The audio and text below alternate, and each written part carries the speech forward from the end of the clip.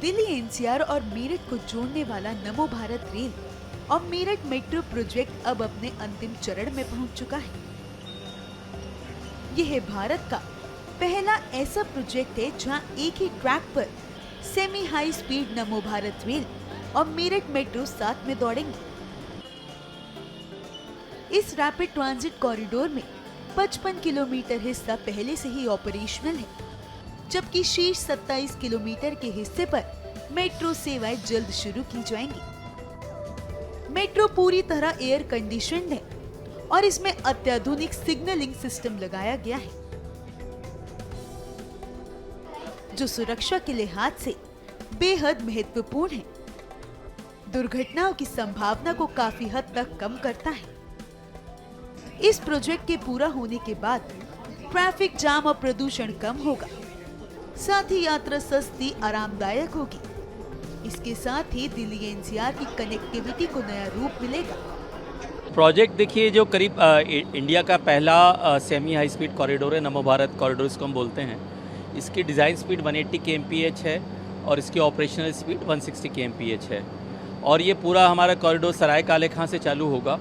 सराय काले खां से लेकर मोदीपुरम तक जाना है और ये अभी 55 किलोमीटर्स ऑपरेशनल है और जो बाकी 27 किलोमीटर्स है वो फाइनल स्टेजेस ऑफ कंप्लीशन पे है। और हमारा प्रयास है कि जल्दी से उसको भी ऑपरेशनल हम कर सकें। जो भी जो पेंडिंग वर्क्स हैं, बचे हुए काम है, उसको हम ख़त्म कर सकें।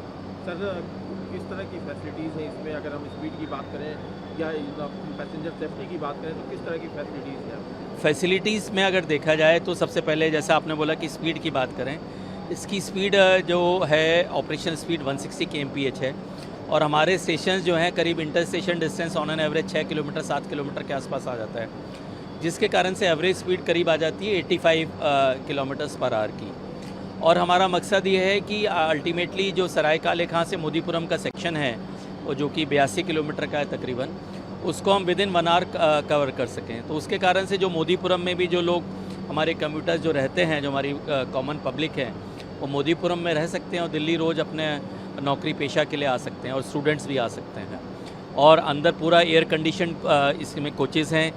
सेफ्टी की अगर बात करें, इसमें सेफ्टी के लिए जो सबसे इम्पॉर्टेंट रहता है कि ट्रैक बहुत इम्पॉर्टेंट रहता है। जो ट्रैक का हम लोग का इसका बलास्टलेस ट्रैक है पूरा, एंड स्लैब वाला बलास्टलेस ट्रैक है जो कि हम लोगों ने यहाँ पे इंट्रोड्यूस किया। और उसकी तरह से जो सिग्नलिंग जो है ETCS लेवल 2 उसको बोलते हैं, ETCS लेवल 2 वो भी हम लोगों ने LTE 4G पे करी है, जो कि वर्ल्ड में पहली बार हुई है। तो सिग्नलिंग सिस्टम अच्छा होने के कारण से ये है कि कोई भी एक्सीडेंट के चांसेस इसमें एवर्ट हो जाते हैं एंड ड्राइवर के लिए बहुत आसानी हो जाती है कि अगर कहीं पे भी वो ओवर स्पीडिंग करेगा या सिग्नल को ओवरलुक करता है तो उसमें ऑटोमेटिक ब्रेक्स होंगे।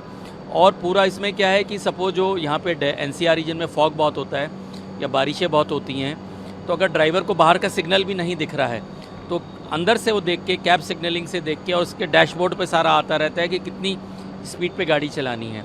अगर कोई गाड़ी आगे है तो ऑटोमेटिकली उसकी स्पीड कम होती जाएगी। तो सारी ये फीचर्स हैं जिसके कारण से सेफ्टी पूरी तरह से इंश्योर हो जाती है। यमुना पार करना या जो रोड क्रॉसिंग्स होते हैं वो बहुत मुश्किल होते हैं, क्योंकि आपको चलते हुए ट्रैफिक को आपको डाइवर्ट करना और चलते हुए ट्रैफिक में इसको इंश्योर करना, सारी सेफ्टी इंश्योर करना, जो सड़क के हमारे जो पब्लिक चल रही है उनका इंश्योर करना, अपने खुद के जो स्टाफ काम कर रहा है, कॉन्ट्रैक्टर्स का स्टाफ कर रहा है, लेकिन with coordination of all the local agencies I think we could do it. And hats off to everyone including our contractors. Our contractors also have done a wonderful job. I must appreciate सब लोगों को, जो कि जिनके सब लोग एक साथ चल के एक टीम वर्किंग के कारण से हम लोग ये सब अचीव कर पाए। और उसमें सेंट्रल गवर्नमेंट, स्टेट गवर्नमेंट्स का हमें पूरी तरह से सहयोग हर स्टेज पे मिला है। भारतीय रेल मेरे ख्याल से एक बहुत अच्छा काम कर रही है, कमेंडेबल सर्विस कर रही है। और मेरा तो ये मानना है कि भारतीय रेल हो, चाहे मेट्रो हो, चाहे NCRTC हो, चाहे जो भी डिफरेंट मोड्स ऑफ ट्रांसपोर्ट है, कंट्री को सारे चीज़ चाहिए एंड पूरा एक इंटीग्रेटेड प्लानिंग के रूप में हम लोग कर रहे हैं। जैसे कि अगर आप देखें, आनंद विहार में हम लोगों ने इंडियन रेलवे से और दिल्ली मेट्रो से इंटीग्रेट करने की कोशिश करी है। उसी तरह से सराय काले खां में हमने निज़ामुद्दीन रेलवे स्टेशन से और दिल्ली मेट्रो की लाइन से इंटीग्रेट करने की कोशिश करी है। और साथ साथ जो बस स्टैंड्स हैं, ISBT हैं, या जो इंटर स्टेट के साथ साथ जो विद इन द स्टेट के जो बस स्टैंड्स हैं, उनके साथ इंटीग्रेट करने की कोशिश करी है, जिससे कि हम लोग कॉमन भाषा में मल्टी मोडल इंटीग्रेशन भी बोल देते हैं, और पब्लिक एक मोड ऑफ ट्रांसपोर्ट से दूसरे मोड ऑफ ट्रांसपोर्ट में जा सके। तो मेरे हिसाब से तो सारे मोड्स ऑफ ट्रांसपोर्ट बहुत ज़रूरी हैं, और सारे मोड्स ऑफ ट्रांसपोर्ट एक बहुत अच्छा काम कर रहे हैं। एंड फ़र्क कुछ नहीं है, किसी में स्पीड का फ़र्क है, बैठने का फ़र्क है, बट सबका मकसद ये है कि कम्यूटर्स को हम कैसे हर तरह से सुविधा प्रदान कर सकते हैं। यहाँ पे जो हम लोगों ने बहुत सारे कठिनाइयाँ यहाँ पे हम लोगों ने देखी, उससे कुछ सीखा, बहुत कुछ लर्निंग्स रही। उन लर्निंग से हम लोग कोशिश, हमारा प्रयास ये रहेगा कि हमारे 2 कॉरिडोर्स जो कि उम्मीद है हमें सेंक्शन होने की, जब हो जाते हैं तो वहाँ पे जब हम काम करेंगे तो ये सारी जो भी यहाँ पे लर्निंग्स रही हैं वहाँ पे इम्प्लीमेंट करने की हम लोग कोशिश करेंगे, जिससे कि जो कठिनाइयाँ यहाँ पे हमने देखी हैं वो वहाँ पे कम तरह से कठिनाइयाँ उत्पन्न हों।